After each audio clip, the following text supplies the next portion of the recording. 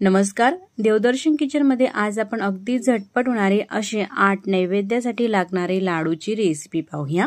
ही recipe अगदी झटपट होते आणि साधी सोपी आहे आणि चविष्टही आहे। तर लाडूचा पहिला प्रकार बनवण्यासाठी या ठिकाणी ही फुटाण्याची डाळ घेतलेली आहे। यालाच काही भागामध्ये डाळव सुद्धा म्हटलं जाते। तर जी आपल्या घरामध्ये रेग्युलर भाजीची वाटी असते त्या वाटीने या ठिकाणी मी 2 वाटी ही डाळ घेतलेली आहे फुटाण्याची। घेतलेली डाळ आपल्याला कढईमध्ये घालायची आहे। 1 वाटी टाकलेली आहे डाळ आणि ही दुसरी वाटी।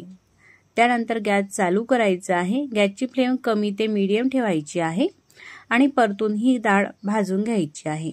तर डाळ भाजत असताना ही डाळ आपल्याला जास्तही भाजायची नाही, तर हलकी अशी भाजायची आहे। साधारण 1 ते 2 मिनिटांपर्यंत कमी ते मीडियम गॅसवरती ही डाळ भाजून घेतलेली आहे।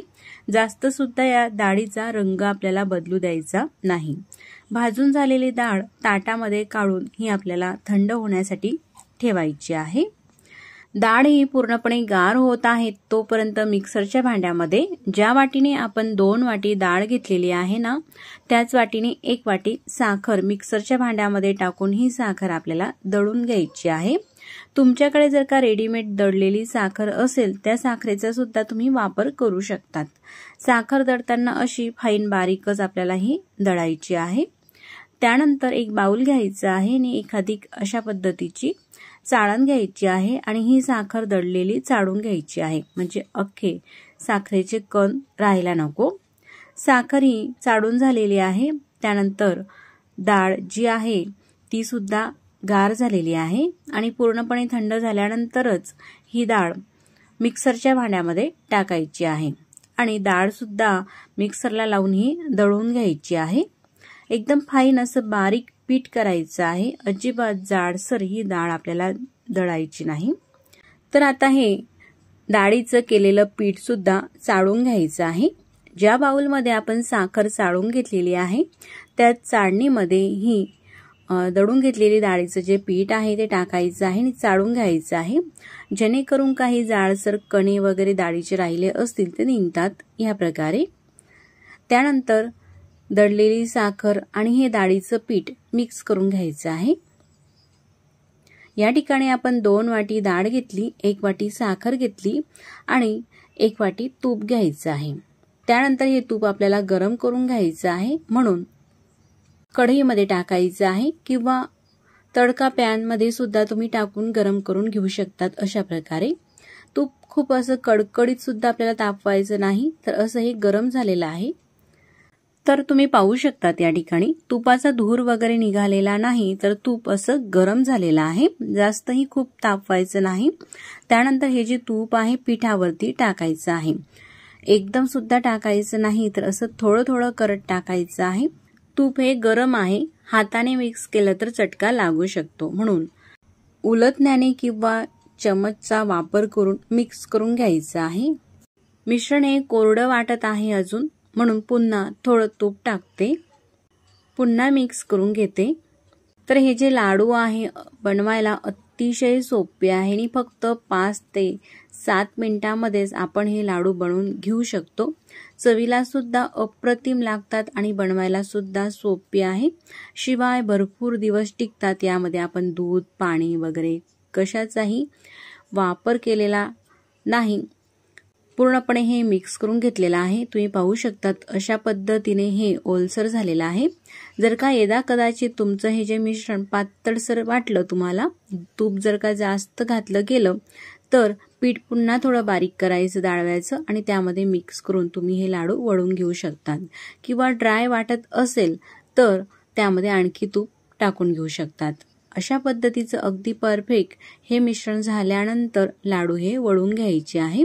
ज्या साईज मध्ये आपल्याला हवे, थोडे लहान किंवा थोडे मोठे मीडियम, त्या साईज मध्ये हे लाडू आपण वळून घेऊ शकतो। तुम्ही पाहू शकता या ठिकाणी एकही क्रॅक वगैरे जात नाही। ह्या लाडूला अगदी बराबर हे लाडू वळून होत असतात। पहिला लाडू हा तयार झालेला आहे। असा प्लेन सुद्धा तुम्ही वळून घेऊ शकतात, किंवा मी आणखी तुम्हाला काही लाडू हे वळून दाखवते। अशा पद्धतीने मिश्रण घ्यायचं आणि हातामध्ये गोलाकार द्यायचा। अगदी झटपट आणि लाडू हे आकर्षक दिसण्यासाठी यावरती काही ड्रायफ्रूट सुद्धा तुम्ही लावून घेऊ शकतात किंवा आधी दाखवल्याप्रमाणे प्लेन सुद्धा करू शकतात। अगदी बराबर हे लाडू वळले जात आहे। तर या ठिकाणी लाडू हे आकर्षक दिसण्यासाठी पिस्त्याचा काप लावून घेते। किती मस्त असे हे लुसलुशीत पेढ्यासारखे हे लाडू दिसत आहे आणि अगदी बराबर हे लाडू वळले जातात। या ठिकाणी आपला दुसराही लाडू वळून झालेला आहे। तर अशाच पद्धतीने बाकीचे राहिलेले लाडू सुद्धा वळून दाखवते।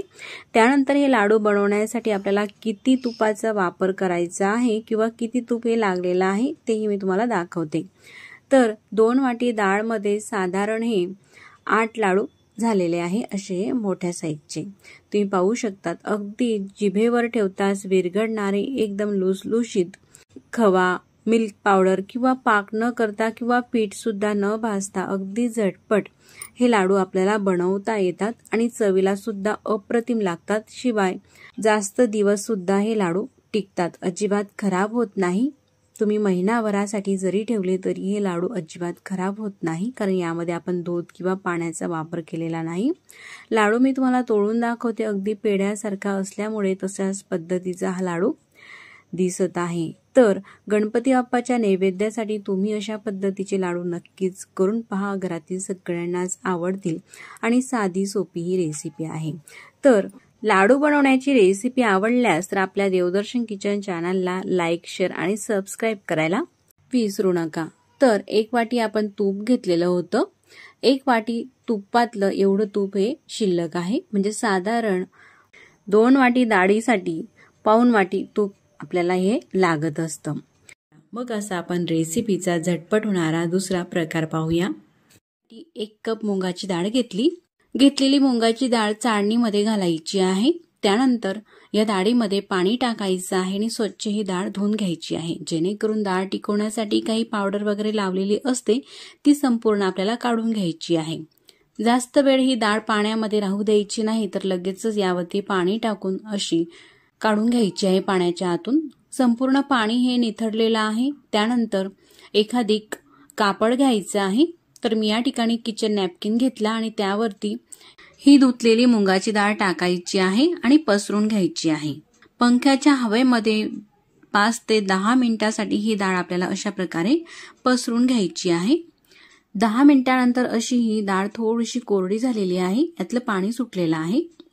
त्यानंतर ही डाळ आपल्याला कढईमध्ये टाकायची आहे। तर मैत्रिणींनो, लाडू कोणत्याही प्रकारचे असो, लाडूचं साहित्य भाजण्यासाठी जाड तळाच्या कढईचा वापर करा, म्हणजे व्यवस्थित छान असे हे भाजले जाते। आता गॅसची फ्लेम मीडियम आहे। मीडियम गॅसवरती डाळ आपल्याला ही भाजून घ्यायची आहे। अशा पद्धतीने परतून घ्यायची आहे डाळ, म्हणजे ती जळणारही नाही आणि डाळ भाजत असताना अशी ती कोरडी होते। डाळ कितपत भाजायची आहे, डाळला असा हलका गुलाबी रंग आलेला आहे। त्यानंतर असे 2-3 दाणे डाळचे दाताखाली चावून पाहायचे। अशी छान कुरकुरीत ही डाळ तुटली गेली, लगेचच ती चावली गेली, मस्त कुरकुरीत झाल्यानंतर गॅस बंद करायचा आहे आणि ही डाळ एखादी ताटामध्ये काढून थंड होण्यासाठी ठेवायचं आहे।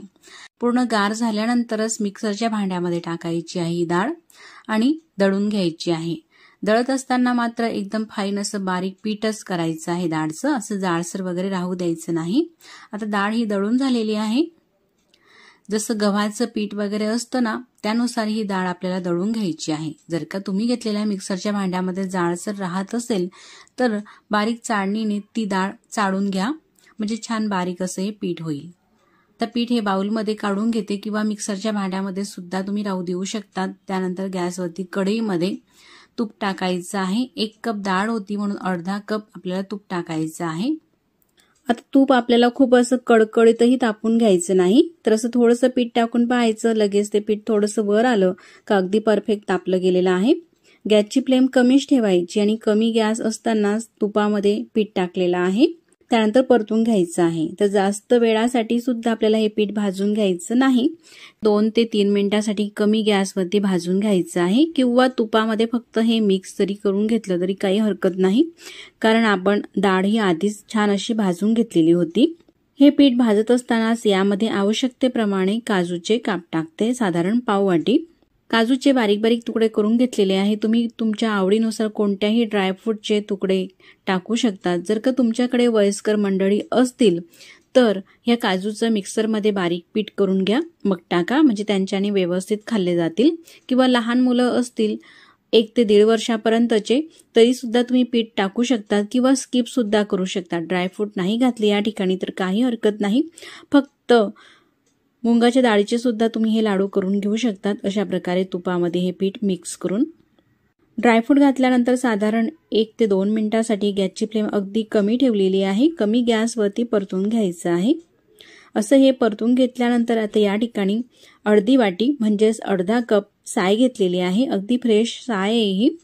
जर का तुमच्याकडे 2-3 दिवसाची साय असेल फ्रीजमध्ये तीही तुम्ही घेऊ शकतात। फ्रीजरमध्ये असेल तर 4-5 दिवसाची घेऊ शकतात जिथे बर्फ असतो तिथे, पण जर का खाली ठेवली असेल तर फक्त 1 किंवा 2 दिवसाची साय घेऊ शकतात। सायचं आपण तूप करत असतो, त्यानंतर तूप सुद्धा लाडूसाठीच वापरतो आणि साय मुलं वगैरे घरात खात नाही, प्रत्येकाच्या घरात तर साय असतेच। अशी 2-3 दिवसाची साय ही आपण जर का ह्या लाडूमध्ये घातली तर लाडू खूप चविष्ट असे होतात। साय टाकल्यानंतर मिक्स करून घ्यायचं आहे। तुमच्याकडे जर का मेजरमेंट कप नसतील तुम्ही घरातील कोणत्याही कपाने किंवा वाटीने हे प्रमाण घेऊ शकतात। आणि जर का साय जास्त प्रमाणामध्ये असेल तर पाव कप तूप घ्या आणि 1 कप साय घ्या, म्हणजे तेही प्रमाण अगदी परफेक्ट होते। पण जर का साय कमी असेल तर अर्धा कप साय घ्या आणि अर्धा कप तूप घ्या। सायमध्ये सुद्धा तुपाचं प्रमाण असते। साय टाकल्यानंतर थोडेसे पातळसर दिसते पण काही हरकत नाही। अशा पद्धतीने मिक्स करून घ्यायचं आहे। पीठ मस्त असे फुललं जातं साय घातल्यामुळे। साय नक्कीच टाका, पूर्ण तूप वापरू नका। असं मस्त मलाई घातली का मलाईदार अशी चवीला हे लाडू ही छान लागतात। मिक्स करून घ्यायचं आहे, म्हणजे या सायमध्ये काही दुधाचं जे प्रमाण असते ते पूर्ण आपल्याला आटून घ्यायचं आहे। आता कडाला असं तूप हे सुटलेलं आहे। त्यानंतर गॅस बंद करून कढई खाली उतरून घेतली। मिश्रण हे खूप गरम आहे। गरम असतानाच त्यामध्ये पाव चमचा वेलची पूड घालते। आपल्या चवीनुसार तुम्ही घालू शकतात किंवा जायफळाची पूडही यामध्ये टाकू शकतात, अगदी पाव चमचा। असं नाही हाताला चटका सोचवेल एवढंच हे थंड झालेलं आहे। आता त्यामध्ये 1 कप साखर टाकते।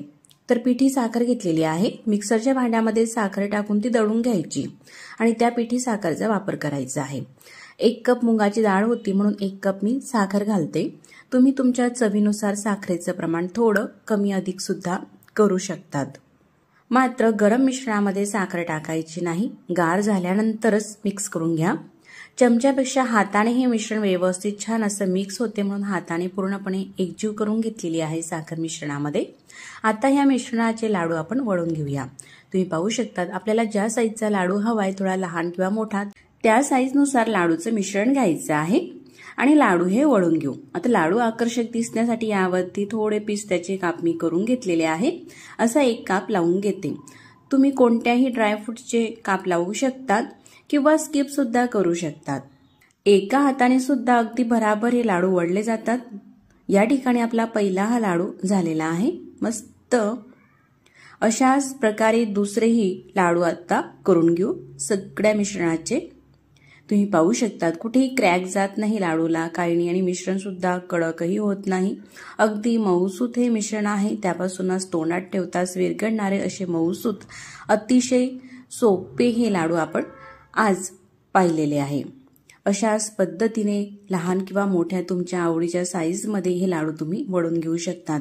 हेच प्रमाण वापरून तुम्ही किती किलोच्या प्रमाणामध्ये सुद्धा लाडू केले तर अगदी परफेक्ट होतील आणि चविष्ट होतील आणि महिनाभर सुद्धा हे लाडू टिकतात, अजिबात खराब होत नाही। तर मंडळी फक्त 1 कप मुंगाच्या डाळीपासून, म्हणजेच वजनी प्रमाण सांगायचं झालं तर पाव किलो मुंगाच्या डाळीमध्ये एवढे हे लाडू झालेले आहे। लाडूला रंगही किती मस्त असा आलेला आहे आणि मी लाडू तुम्हाला तोडूनही दाखवते। एकदम तोंडात ठेवताच विरघळणारा मऊसूत लुसलुशीत असे हे लाडू होत असतात। अशा झटपट रेसिपीचा प्रकार तिसरा पाहूया। तर मंडळी हे लाडू करण्यासाठी आपल्याला जास्त तूपही लागत नाही। गॅसवरती कढई ठेवली, कढईमध्ये फक्त पोहे खाण्याचा 1 चमचा आपल्याला तूप टाकायचं आहे। गॅस चालू करायचा आहे। मी या ठिकाणी 1 वाटीवरून रवा घेतलेला आहे। एकदम फाईन असा बारीक रवा घ्यायचा आहे आपल्याला। जो 0 नंबरचा रवा येतो ना तोच रवा असा सतत परतवायचा आहे। कमी ते मीडियम गॅसवरती साधारण 8 ते 9 मिनिटांपर्यंत हा रवा भाजून घेतलेला आहे। असा हलका बदामी रंग आल्यानंतर रवा हा बाउलमध्ये काढून घेतला। त्यानंतर त्याच कढईमध्ये ज्या वाटीने आपण रवा घेतलेला होता ना त्याच वाटीने 1 वाटी पाणी टाकलं आणि तेवढाच गूळ घ्यायचा आहे। थोडासा त्यापेक्षा कमी घेतलेला आहे। गुळाचं प्रमाण हे तुम्ही तुमच्या चवीनुसार थोडं कमी अधिकही करू शकतात, पण एवढा गूळ अगदी परफेक्ट चवीचा ठरतो। त्यानंतर हा जो गूळ आहे आपल्याला पाण्यामध्ये विरघळून घ्यायचा आहे। तर ह्या गुळाचा आपल्याला असा एकतारी वगैरे पाक करायचा नाही, तर असा चिकटसरपणा येईल तोपर्यंत हे पाणी उकळून घ्यायचं आहे। आता असा चिकटसरपणा आलेला आहे या पाण्याला, तर मी आता गॅस बंद करते।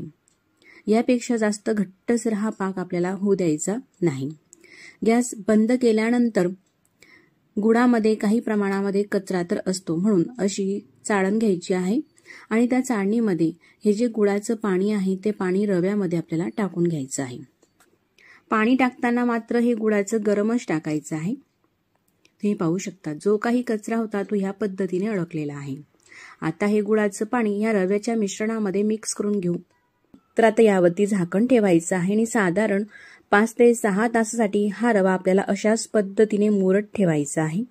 पूर्ण रात्रभर मी असाच राहू दिलेला आहे। दुसऱ्या दिवशी सकाळी आता तुम्हाला मी दाखवत आहे। रवा मस्त असा हा मुरलेला आहे। तुम्ही पाहू शकता पूर्ण पाणी हे शोषलं गेलेलं आहे। तर आता हा रवा हे सारण आपल्याला मोकळं करून घ्यायचं आहे या पद्धतीने। आता गॅसवरती कढई ठेवलेली आहे आणि कढईमध्ये पोहे खाण्याचा साधारण 1 चमचा खसखस आपल्याला भाजून घ्यायची आहे। खसखस भाजत असताना गॅसची फ्लेम अगदी कमी होती।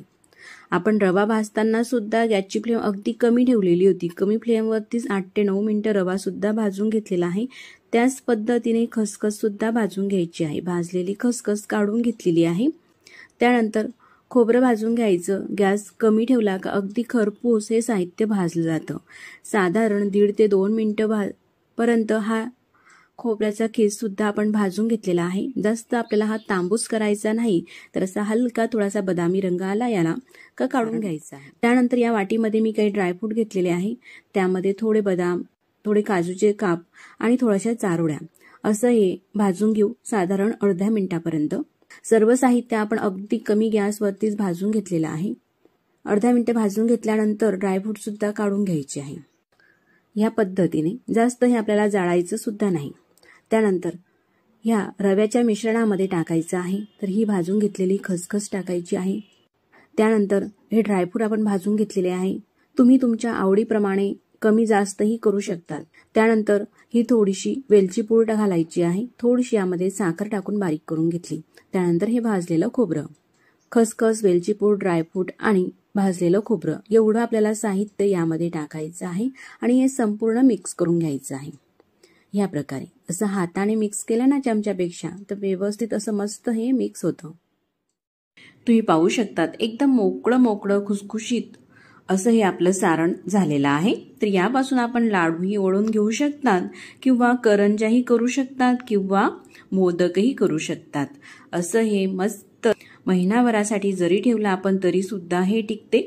आता लवकरच गणपती बाप्पा सुद्धा येणार आहे, तर अशा पद्धतीचं मिश्रण हे करून ठेवा फ्रीजमध्ये हवाबंद डब्यामध्ये आणि जेव्हाही मोदक करायचे आहे तेव्हा आपण करू शकतात किंवा लाडू। तळाची कढई घेतलेली आहे, त्यामध्ये 1 वाटी तूप टाकायचं आहे। या ठिकाणी हे साजूक तूप घेतलेलं आहे। घेतलेलं पूर्ण तूपही आपल्याला या कढईमध्ये टाकायचं नाही। 1 चमचा साधारण तूप राहू द्यायचं आहे। ते का राहू द्यायचं आहे मी तुम्हाला पुढे जाऊन सांगते। त्यानंतर गॅस चालू केलेला आहे आणि हे जे तूप आहे आपल्याला गरम होऊ द्यायचं आहे। तूप गरम झालेला आहे।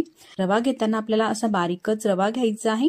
जो 0 नंबरचा येतो ना तो रवा वापरायचा आहे लाडू बनवण्यासाठी। 2 वाटी रवा 1 वाटी तुपामध्ये टाकून घेतल्यानंतर भाजून घ्यायचं आहे। अशा पद्धतीने परतत राहायचं आहे। गॅसची फ्लेम कमी ते मीडियम ठेवायची, मोठी करायची नाही आणि अशा प्रकारे सतत आपल्याला हा रवा परतत राहायचा आहे। कुठेही रवा भाजत असताना आपल्याला हे परतणं थांबवायचं नाही। जर का थांबवलं तर रवा हा कढईच्या तळाशी करपू शकतो, त्यामुळे लाडूचा रंगही बदलेल आणि चवही बदलेल। तर म्हणून रवा हा कंटिन्यू आपल्याला परतत घ्यायचा आहे। पण तसं आपलं हे होणार नाही, कारण आपण कढई जाड बुडाची वापरलेली आहे। आता रवा हा जास्तही आपल्याला भाजायचा नाही, तर असा हलका गुलाबी रंग आलेला आहे, थोडासा रंग अगदी बदललेला आहे। त्यानंतर 1 वाटी खोबऱ्याचा किस घेतलेला आहे, तर ओलं खोबरं घेतलेलं आहे, दाबून भरून घेतलेली आहे 1 वाटी। तो खोबऱ्याचा किस घालायचा आहे आणि परतून घ्यायचा आहे।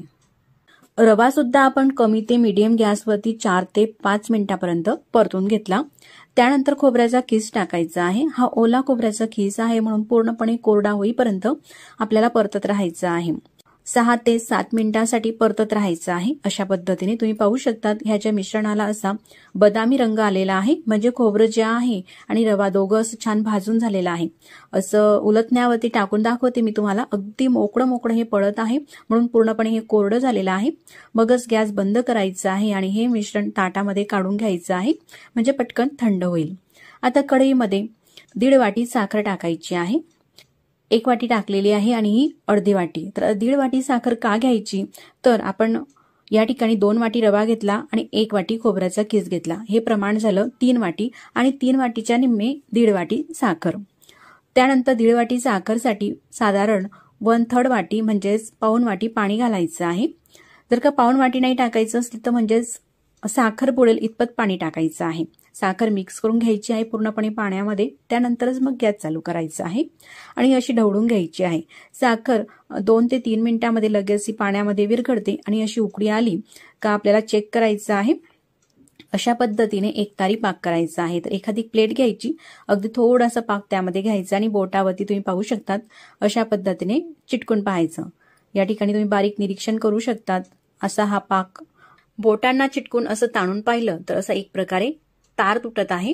पुन्हा मी तुम्हाला दाखवते, ही पहिली पद्धत पाक चेक करण्याची। त्यानंतर दुसरी पद्धत असं चमच्यावरती घ्यायचं उलटण्यावरती आणि थेंब खाली टाकायचे। शेवटचा थेंब असा हा थोडासा लांबट तुटत आहे, त्याचा तार होत आहे, म्हणजे पाक अगदी परफेक्ट हा झालेला आहे। त्यानंतर पाक हा कडक होऊ नये म्हणून जे आपण 1 चमचा तूप बाजूला ठेवलेलं होतं ते तूप या पाकामध्ये टाकायचं आहे। अशा पद्धतीने तूप जर का या पाकामध्ये टाकलं तर पाकाची जी कडक होण्याची प्रोसेस आहे ना ती पुढे जात नाही, म्हणजे पाक हा कडक होत नाही आणि त्यामुळेच लाडू सुद्धा कडक होत नाही, शेवटच्या लाडूपर्यंत ते छान असे वळले जातात। आता हा जो पाक आहे गॅस बंद करून घेतल्यानंतर या रव्याच्या मिश्रणामध्ये टाकायचं आहे आणि मिक्स करून घ्यायचं आहे। या पद्धतीने मिक्स केलं का साधारण 4 ते 5 मिनिटांसाठी राहू द्यायचं आहे। ताटामध्ये आपण हा पाक टाकला तर म्हणून लगेचच तो थंड होईल, जास्त वेळही लागणार नाही। पाक असा मिक्स करून घेतल्यानंतर आपल्या चवीनुसार यामध्ये पाव चमचा वेलची पूड घालायची आहे। थोडीशी तुम्ही यामध्ये जाळफळ पूडही वापरू शकता, फक्त मी या ठिकाणी वेलची पूड वापरते। जसं हे मिश्रण थंड होते तसं ड्राय होतं आणि पूर्णपणे थंड झाल्यानंतरच तुम्ही पाहू शकतात अगदी यामध्ये थोड्याशा काही गाठी आहेत, त्या एकदम मऊसूत आहे। लगेच हाताने अशा प्रकारे थोडंसं रगडून घेतलं का त्या फुटत असतात, तुम्ही पाहू शकतात या प्रकारे। आता आपल्याला या मिश्रणाचे लाडू वळायचे आहे, तर असं थोडंसं मिश्रण घ्यायचं जेवढं आपल्याला लाडू वळायचं आहे त्यानुसार आणि 2-3 वेळेस हातावरती अशा प्रकारे प्रेस करून घ्यायचं। त्यानंतर लाडू वळू शकतात। लाडूचं मिश्रण अगदी परफेक्ट झालं असलं का एका हाताने सुद्धा लाडू असे छान असे गोल गरगरीत वळले जातात या पद्धतीचे। तर मैत्रिणींनो, यदा कदाचित तुमचं मिश्रण जर काही लाडूचं कडक झालं, यामध्ये जास्त अशा गाठी झाल्या, तर मिक्सरमध्ये फिरून घ्या, नंतर चाळणीने ते चाळून घ्या, अगदी स्मूथ असं मिश्रण हे होते। आणि जर का लाडू वळला जात नसेल, कोरडं वाटत असेल, जास्त ड्राय झालं असेल, तर यामध्ये पोहे खाण्याचा 1 ते 2 चमचा थोडंसं अगदी दुधाचा वापर करा। दूध टाकून मिक्स करून घ्या, म्हणजे लाडूही छान वळले जातात। पण तुम्ही जर का ही पद्धत वापरून लाडू केले तर अशा पद्धतीचे लाडू छान हे वळले जातील। आता या ठिकाणी लाडू वळत असतानाच यामध्ये आपल्याला मणूक लावायची आहे। असं अर्धवट लाडू वळण्याच्या आधी आपण जर का ही मणूक लावून घेतली तर ती लाडूला अशी छान चिटकून राहते, ती निघत सुद्धा नाही। अशा पद्धतीने दुसरा लाडूही वळून घेतलेला आहे। त्यानंतर प्रत्येक लाडू हा वळताना मिश्रण थोडंसं आपल्याला हे हातावरती प्रेस करून घ्यायचं आहे, त्यानंतरच मग वळायचं आहे। आता तुम्ही मणूकही लावू शकतात, म्हणजेच बेदाणा किंवा पिस्त्याचे काप किंवा तुमच्याकडे जोही ड्रायफ्रूट असेल तोही तुम्ही हे सजावटीसाठी लावू शकतात किंवा जो आधीचा प्लेन लाडू केला तशा पद्धतीने सुद्धा करून घेऊ शकतात।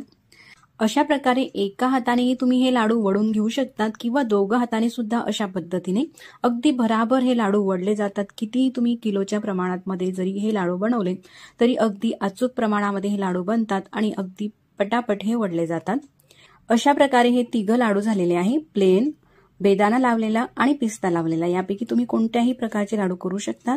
तर आता अशाच पद्धतीने सगळ्या मिश्रणाचे लाडू वळून झालेले आहे आणि शेवटचा लाडू सुद्धा मी तुम्हाला वळताना दाखवते। म्हणजे हे लाडू तुम्ही जर का बनवले अशा प्रकारे तर शेवटच्या लाडूपर्यंत अगदी परफेक्ट हे वळले जातील, कुठेही मिश्रण कडक होत नाही। तर ही लाडू बनवण्याची पद्धत तुम्हाला कशी वाटली मला कमेंट्स करून नक्कीच कळवा आणि व्हिडिओ आवडल्यास तर व्हिडिओला लाईक करा, चॅनलवरती नवीन असाल तर चॅनलला सबस्क्राईब करा। तर या ठिकाणी संपूर्ण हे लाडू वळून घेतलेले आहे, तुम्ही पाहू शकता असे मस्त हे लाडू झालेले आहे। किमान 15 दिवसापर्यंत हे लाडू आरामात टिकतात। शेवटच्या लाडूपर्यंत असे हे मऊसूत राहतात आणि तोंडात ठेवताच विरघळणारे हे लाडू अगदी झटपट सोप्या पद्धतीचे। प्रकार 5वा, गॅसवरती सर्वप्रथम कढई ठेवायची आहे, त्यामध्ये जी आपल्या घरात रेग्युलर भाजीची वाटी असते ना त्या वाटीने मी या ठिकाणी शेंगदाणे घेतलेले आहे, 2 वाटी शेंगदाणे घेतलेले आहे। तुम्ही कोणत्याही कपाने किंवा वाटीने हे शेंगदाणे मोजून घेऊ शकता। शेंगदाणे भाजताना गॅसची फ्लेम कमी ठेवायची आहे आणि कमी ते मीडियम गॅसवरतीच मस्त खमंग होईपर्यंत हे शेंगदाणे आपल्याला भाजून घ्यायचे आहे। तुम्ही पाहू शकता अशा प्रकारचे अगदी गॅस कमी करून शेंगदाणे भाजले का शेंगदाण्याची चव छान येते। जास्त हे शेंगदाणे आपल्याला जाळायचे सुद्धा नाही, अशा पद्धतीने हे भाजून घेतलेले आहे। त्यानंतर काढून घेतलेले आहे ताटामध्ये।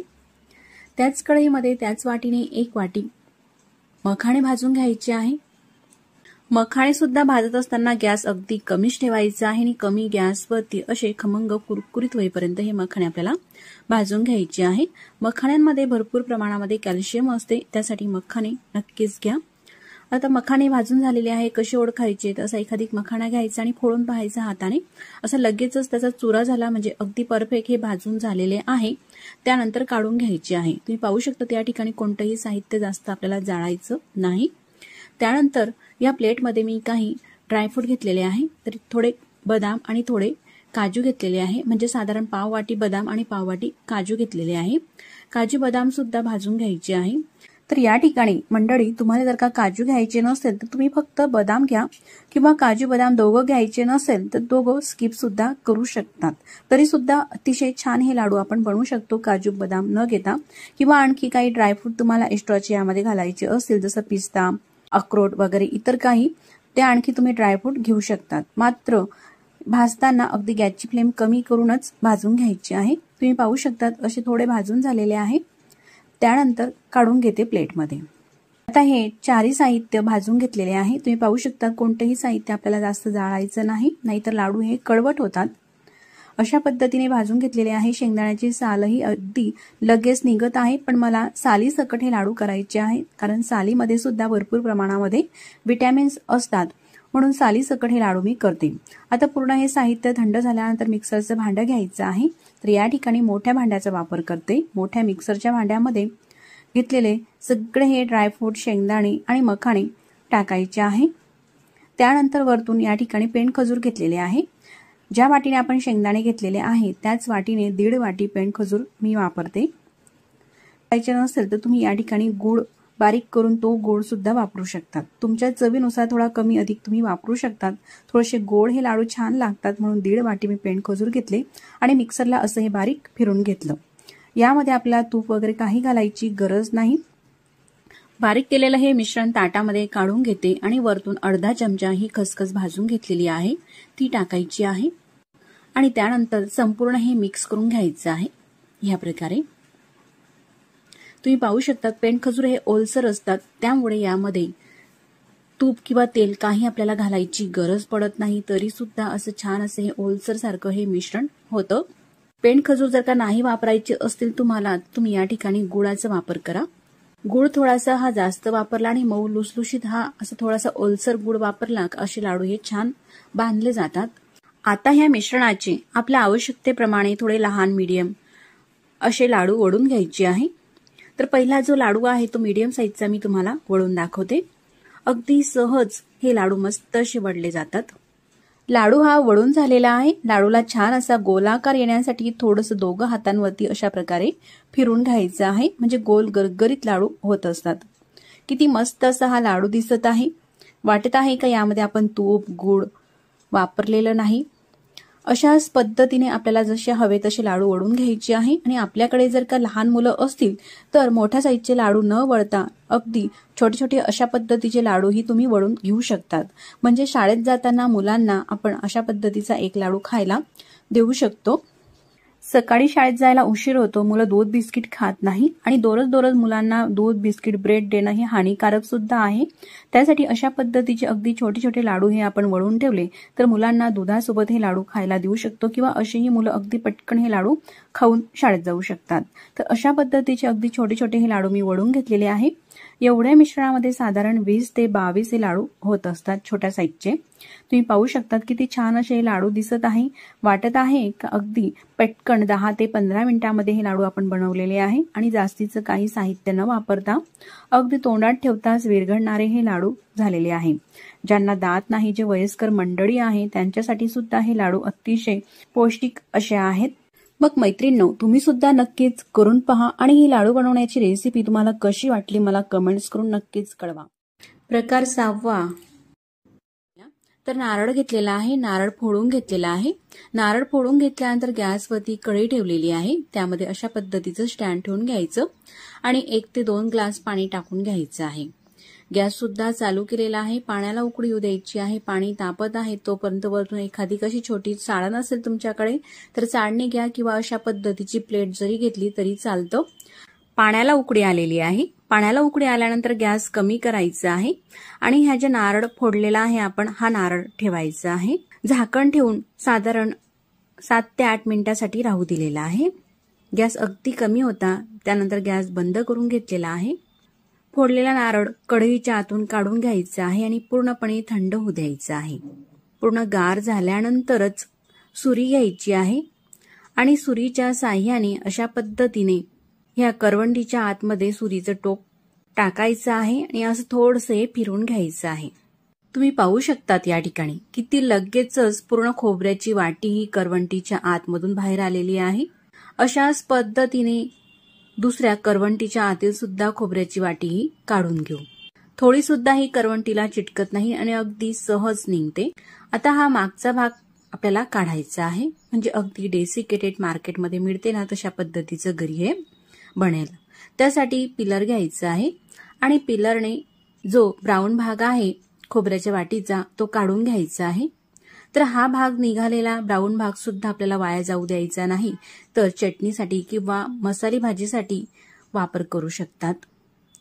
अगदी सहज निघतो, तुम्ही पाहू शकतात.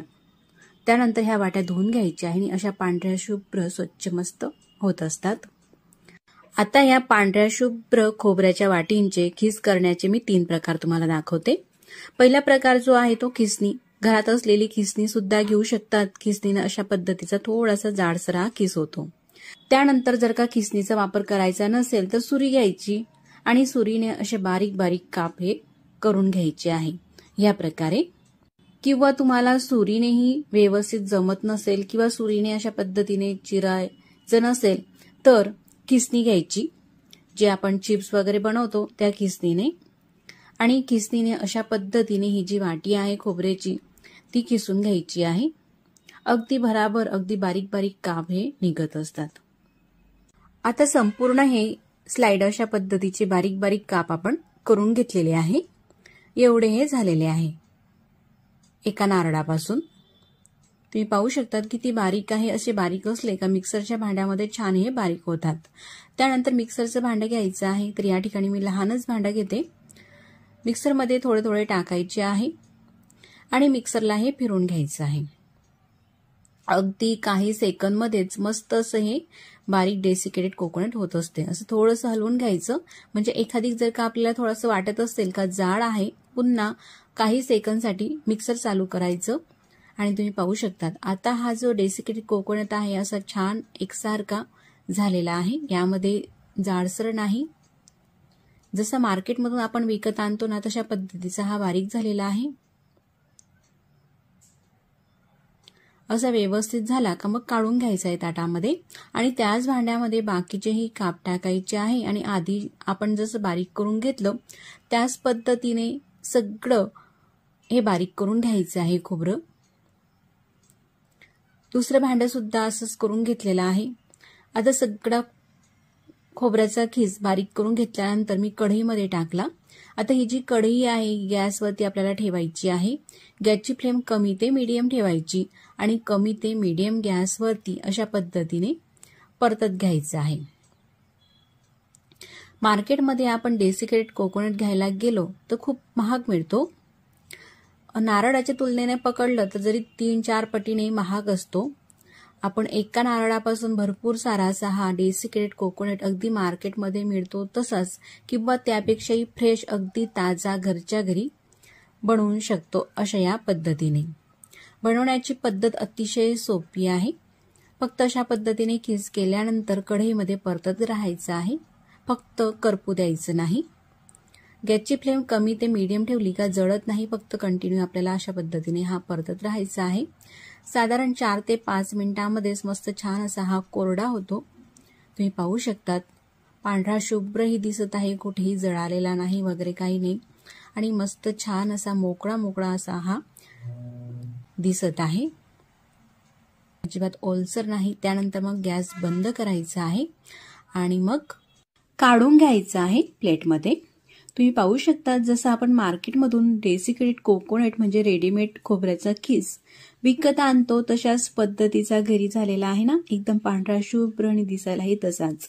फक्त एका नारळामध्ये तुम्ही पाहू शकता या ठिकाणी किती हा खोबऱ्याचा खीस झालेला आहे। अगदी मार्केट सारखाच डेसिकेटेड कोकोनट आपण घरी बनवलेला आहे, तर यापासून खोबरा बर्फी, लाडू, मोदक अशा वेगवेगळ्या रेसिपीसाठी आपण वापर करू शकतो। तर लाडू कसे बनवायचे ते आपण आता पाहूया। प्रकार दुसरा लाडूचा आहे। गॅसवरती कढई ठेवलेली आहे, त्यामध्ये 1 चमचा तूप टाकायचं आहे।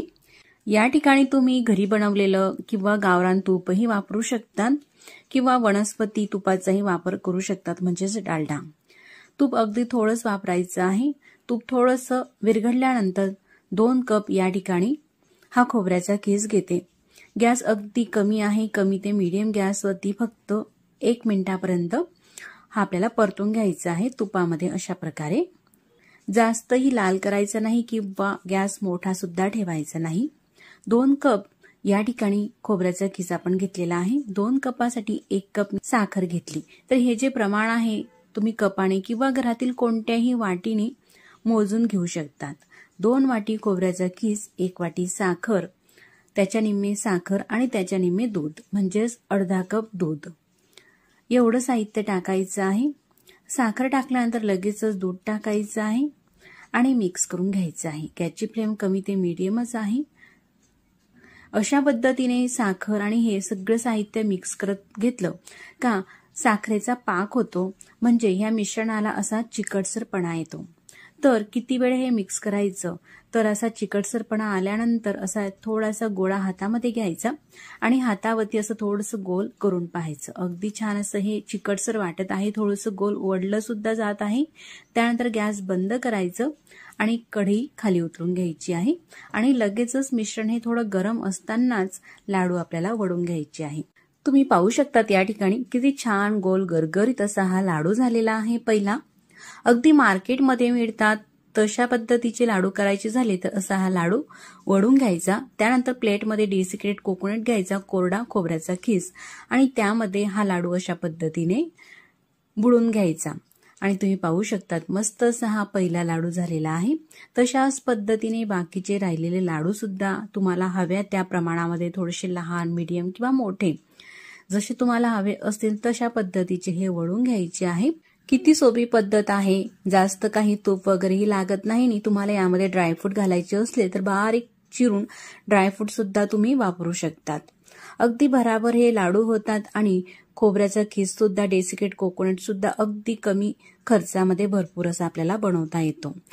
तर मंडळी, येणाऱ्या नारळी पौर्णिमासाठी हे लाडू आपण बनवून घेऊ शकतो किंवा अशा पद्धतीच्या डेसिकेटेड कोकोनट पासून आपण वेगवेगळ्या रेसिपी सुद्धा करू शकतो किंवा त्यानंतर लगेचच गणपती बाप्पा विराजमान होणार आहे। गणपती बाप्पाच्या नैवेद्यासाठी सुद्धा आपण हे लाडू करून घेऊ शकतात। अगदी झटपट होतात आणि बरेच दिवसासाठी टिकतात। प्रकार 1 वाटी डाळ घेतली, तुम्ही कोणत्याही घरातील वाटीने किंवा कपाने हे प्रमाण घेऊ शकतात। घेतलेली डाळ आपल्याला एखादी पसरट भांड्यामध्ये टाकायची आहे आणि 2 ते 3 पाण्याने अशा पद्धतीने अलगद हाताने चोळून धुवून घ्यायची आहे। डाळ धुवून झाल्यानंतर त्यामध्ये भरपूर पाणी घालायचं आहे, म्हणजे डाळ भिजेल इतपत, आणि 6 ते 7 तासासाठी ही डाळ भिजून घ्यायची आहे। डाळ भिजून घेतलेली आहे। अशी एखादी डाळ मी तुम्हाला तोडून दाखवते। लगेचच ही नखाने डाळ तुटत आहे, मस्त अशी भिजलेली आहे। चाळण घ्यायची आहे कोणतीही, आणि त्या चाळणीमध्ये ही भिजलेली डाळ काढून घ्यायची आहे। डाळीच्या आतील असलेलं संपूर्ण पाणी निथळून घ्यायचं आहे। त्यानंतरच मग मिक्सरच्या भांड्यामध्ये ही डाळ अशी थोडी थोडीच टाकायची आहे, मिक्सरला लावून वाटून घ्यायची आहे। वाटत असताना जास्त पाणी न घालता अगदी पोहे खाण्याचा एखाद चमचा जर का डाळ वाटली जात नसेल तर घालू शकतात। अशाच पद्धतीने संपूर्ण डाळ ही वाटून घेतलेली आहे। त्यानंतर तेल गरम केलेलं आहे। तेल तापलेलं आहे हे चेक करण्यासाठी अगदी थोडंसं मिश्रण टाकून पाहायचं। तेल अगदी परफेक्ट तापलेलं आहे। त्यानंतर अशा पद्धतीचे हातावरती हे चपटे चपटे असे वडे करून घ्यायचे आहे ह्या मिश्रणाचे आणि तळून घ्यायचे आहे। तेल अतिशय खूप असंही तापू द्यायचं नाही, नाहीतर तेलामध्ये टाकतात लगेच हे वडे लाल होतील आणि आतमध्ये कच्चे राहतील। जसे आपण भजी वगैरे तळण्यासाठी तेल वापरतो तापलेलं, तशाच पद्धतीचं तेल असायला हवं गरम, आणि मीडियम गॅसवरती ही जी भजी आहे ती तळून घ्यायची आहे। काही सेकंद नंतर मी पलटून घेतलेली आहे। उलटून पालटून दोघं साईडने मस्त अशी ही तळून झालेली आहे। जास्त प्रमाणामध्ये ही लाल सुद्धा आपल्याला करायची नाही। तर हे जे लाडू आहे बनवायला अतिशय सोपे आहे आणि झटपटही होतात, त्यासोबतच चवीलाही छान असे लागतात। ही भजी तळून झाल्यानंतर झाऱ्यामध्ये काढून घ्यायची आहे। तेल पूर्ण निथळून घ्यायचं आहे।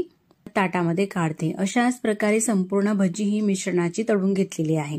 आता हे खूप अशी गरम आहे, त्यानंतर हाताने अशा पद्धतीने तोडून घ्यायची आहे, म्हणजे तुकडे छोटे छोटे केले का पटकन ते गार होतात। आता गार झालेले हे भजींचे तुकडे मिक्सरच्या भांड्यामध्ये टाकते आणि मिक्सरला फिरून घ्यायचं आहे। 2 बॅचमध्ये हे मिक्सरला फिरून घेतलेलं आहे। तुम्ही पाहू शकता एकदम बारीक असं रवाळ हे मिश्रण झालेलं आहे। जर का तुमच्या मिक्सरच्या भांड्यामध्ये जाडसर कणे राहत असतील तर ती तांदूळ चाळण्याची चाळण असते, त्याच्याने हे मिश्रण तुम्ही चाळून घेऊ शकतात, म्हणजे एकसारखं मिश्रण होईल। त्यानंतर आपल्याला ह्या लाडूसाठी पाक करायचा आहे, म्हणून गॅसवरती कढई ठेवली आणि ज्या वाटीने आपण डाळ घेतलेली होती त्याच वाटीने 1 वाटी साखर घ्यायची आहे। साखरेच्या निम्मे पाणी टाकायचं आहे, म्हणजेच अर्धी वाटी, आणि पाव चमचा यामध्ये आपल्या चवीनुसारही टाकू शकतात जाडफळ आणि वेलची पूड टाकायची आहे। मिक्स करून घ्यायचं आहे। गॅसची फ्लेम मीडियम आहे। साखर विरघळल्यानंतर अशी उकळी फुटते। 1 वाटी साखरेचा पाक व्हायला साधारण 3 ते 4 मिनिटं लागत असतात। उकळी फुटल्यानंतर पाक हा झालेला आहे कसं चेक करायचं, तर असं थोडासा पाक घ्यायचा चमच्यामध्ये आणि हाताला चिटकून पाहायचं बोटांवरती। चिकटसरपणा आलेला आहे, पण तार ही ओढली जात नाही। अजून हा पाक कच्चा आहे। शिजू देऊ 1 मिनिटापर्यंत। आता मार्केटमधून जसे आपण लाडू आणतो मोतीचूरचे, तसाच रंग येण्यासाठी यामध्ये फ्रूट रंग घालायचा आहे। तर पिवळा रंग घातलेला आहे अगदी थोडासा। तुम्ही जेल रंग किंवा पावडर रंग कोणताही खाण्याचा फ्रूट रंग यामध्ये वापरू शकतात, किंवा नाही रंग वापरायचा असेल तर स्किप सुद्धा करू शकतात। आता 1 मिनिटापर्यंत मिक्स करून घेतलेला आहे। पुन्हा मी तुम्हाला चेक करून दाखवते आहे पाक झालेला आहे का। आता तुम्ही पाहू शकता तार अशी मस्त ओढली जात आहे। त्यानंतर गॅस बंद करून घेऊ आणि गॅस बंद केल्यानंतर या पाकामध्ये हे मिश्रण टाकायचं आहे आणि मिक्स करून घ्यायचं आहे। पाक पूर्णपणे परफेक्ट झाल्यानंतर गॅस आपल्याला बंदच ठेवायचा आहे, नाहीतर लाडू हे कडक होतील। आता गॅस बंदच आहे। अशा पद्धतीने पूर्ण हे मिक्स करून झाल्यानंतर फक्त पोहे खाण्याचे 2च चमचे आपल्याला यामध्ये साजूक तूप टाकायचं आहे। 2 चमचे किंवा 1 चमचा तूपही वापरू शकतात। जास्त तुपाची गरज भासत नाही हे लाडू बनवण्यासाठी। अगदी मोजक्या साहित्यामध्ये आणि झटपट चविष्ट हे लाडू होत असतात। पूर्णपणे तूप सुद्धा मिक्स करून घेतलेला आहे। आता हे मिश्रणाचे आपण लाडू बनवूया।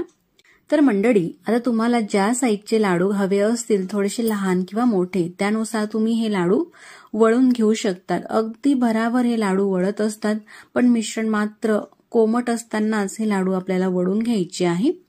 लाडूंना वरतून जर का तुम्हाला ड्रायफ्रूट वगैरे लाडू वळत असतानाच त्यामध्ये लावून घेऊ शकतात। अशाच प्रकारे मी संपूर्ण हे लाडू वळून घेतलेले आहे। अगदी मीडियम साईजचे आणि असे लगेच हे तुटत असतात, तोंडात ठेवताच विरघळणारे, अगदी मोजक्या साहित्यात हे लाडू होत असतात. किती सुंदर असे दिसत आहे. नैवेद्यासाठी किंवा पाहुणे मंडळी आले तेव्हा पटकन होणारी लाडूची रेसिपी तुम्हाला कशी वाटली मला कमेंट्स करून नक्कीच कळवा. आणि व्हिडिओ आवडल्यास तर व्हिडिओला लाईक करा. चॅनलवरती नवीन असाल तर चॅनलला सबस्क्राईब करा.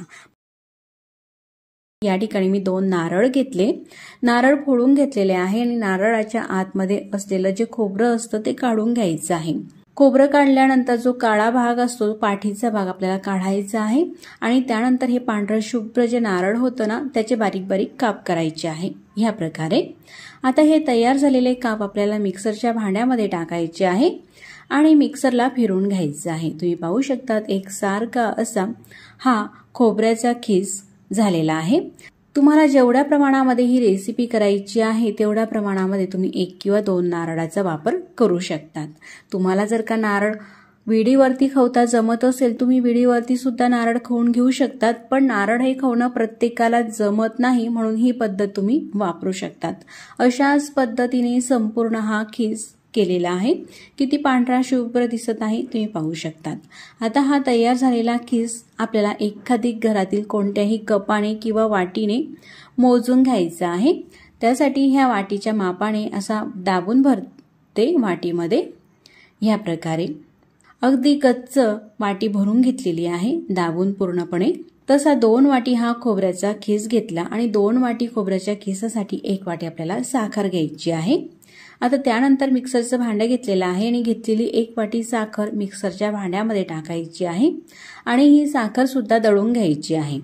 पिठी साखर तयार झालेली आहे. तुमच्याकडे जर का रेडीमेड असेल तीही तुम्ही वापरू शकतात. आता गॅसवरती कढई ठेवलेली आहे. कढईमध्ये हा जो खोबऱ्याचा खीस आहे म्हणजेच ओल्या नारळाचा खीस तो टाकायचा आहे. गॅसची फ्लेम चालू केलेली आहे आणि कमी केलेली आहे. कमी गॅसवरती साधारण 1 मिनिटापर्यंत आपल्याला हा जो खीस आहे खोबऱ्याचा परतून घ्यायचा आहे. कारण का हा खोबऱ्याचा खीस ओल्या नारळाचा आहे आणि यामध्ये भरपूर असा ओलावा आहे म्हणून 1 ते 1.5 मिनिटासाठी आपल्याला हा परतून घ्यायचा आहे.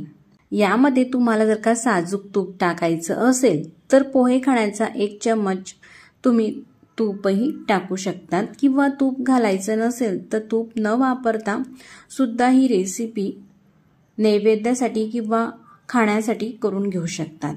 अगदी साधी सोपी रेसिपी आहे आणि झटपटही होणारी आहे. अशा पद्धतीने फक्त 1 ते 1.5 मिनिटं आपण हे परतून घेतलेला आहे खोबऱ्याचा खीस. त्यानंतर जी मिक्सरच्या भांड्यामध्ये साखर बारीक करून घेतलेली आहे ती साखर टाकायची आहे. साखर शक्यतो बारीक करूनच घाला. जर का अख्खी साखर जशीच्या जशी घातली तर साखरेला पाणी सुटते आणि ते आटवायला आपल्याला वेळही लागतो आणि रेसिपी सुद्धा कुठेतरी थोडीशी बिघडल्यासारखीही जाणवते. आता हे मिक्स करून घ्यायचं आहे. साखर ही बारीक असली का पाणीही जास्त सुटत नाही आणि असं 3 ते 4 मिनिटं आपण हे परतून घेतलं का असा ह्या मिश्रणाला चिकटसरपणा येतो. अशी गोळी ही ओढली गेली, असं लाडूसारखा गोळा झाला चिकटसर का आपल्याला गॅस बंद करून घ्यायचा आहे. आतापर्यंत झालेला नाही. आता मी तुम्हाला पुन्हा दाखवते. आता पाहू शकतात असं हे छान गोल ओढलं जाते म्हणजे चिकटसरपणा आलेला आहे. या प्रकारे आता गॅस आपल्याला बंद करायचा आहे. हे जे मिश्रण आहे वडीसाठी अगदी परफेक्ट झालेलं आहे. आता ताट घ्यायचं आहे एखादी आणि ताटाला थोडंसं तूप हे लावून घ्यायचं आहे. अशा प्रकारे हातानेही लावून घेऊ शकतात किंवा ब्रश असेल तर ब्रशनेही तुम्ही लावू शकतात. तूप लावल्यावरती हे जे मिश्रण आहे नारळाच्या वडीचं ते टाकायचं आहे आणि मिश्रण गरम असताना स्पूनने अशा प्रकारे हे पसरून घ्यायचं आहे. मिश्रण गरम आहे म्हणून स्पूनचा वापर करते आणि थोडंसं गार हे मिश्रण झालं का मग हातानेच व्यवस्थित असं पसरून घ्यायचं आहे. एकसारखं पसरवत असतानाच यावरती काही आपल्याला ड्रायफ्रूट टाकायचे असले सुशोभित दिसण्यासाठी ही रेसिपी तर टाकू शकतात किंवा स्किप सुद्धा करू शकतात. तर या ठिकाणी मी थोडेसे पिस्त्याचे काप घेतले, ते टाकून मग असं व्यवस्थित हाताने दाबून करून घेतलेलं आहे. म्हणजे ते दाबले जातात आणि नंतर ते काप निघतही नाही. आपल्याला हव्या त्या आकारामध्ये आता वड्या ह्या पाडून घ्यायच्या आहे एखादी सुरीने.